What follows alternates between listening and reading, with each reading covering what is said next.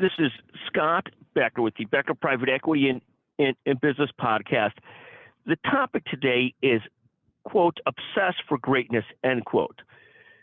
We see people in different endeavors, whether it's business development, becoming an expert in something, becoming great in a sport, whatever it is. One of the things that we find almost universally is if someone wants to get great at something, and it's why people respect people so much to get great at something, and those people can sometimes transfer to other things. Because the one thing that people understand they get great at something is, to get great at it, you have to obsess to get great. You have to work almost always extremely hard and almost have to be tremendously smart about how you do it and what you work on and what signals you watch and what you practice, what you prepare for. And when I see people try and be great at something, you see a different level of obsession. I work closely with a former college tennis player, and the level of obsession he or she had to do to become great at his craft was tremendous. Similarly, we work very closely with a woman leader at McGuire Woods who built an incredible practice. But the thing that you learn is the level of obsession that he had to go into being great at that was very substantial. Constant effort, constantly getting better, constant trying to figure out how to get better at it.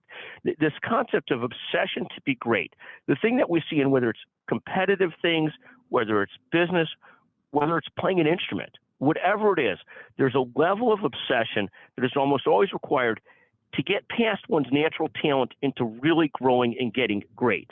I look at this in terms of a business effort. By being exceedingly well prepared, you reduce risk greatly and take down risk.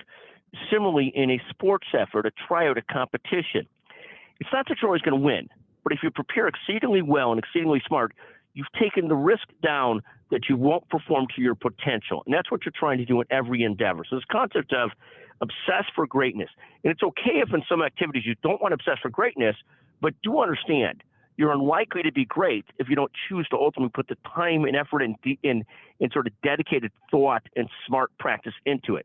So the concept is obsess for greatness. And what I've seen in life is almost anybody who gets great at something has to obsess to get great. And even if you're not going to be great, to make real improvement. At some point, you're going to have to obsess in a very serious way to make real improvement in whatever endeavor you're chasing. Thank you for listening to the Becker Private Equity and Business Podcast.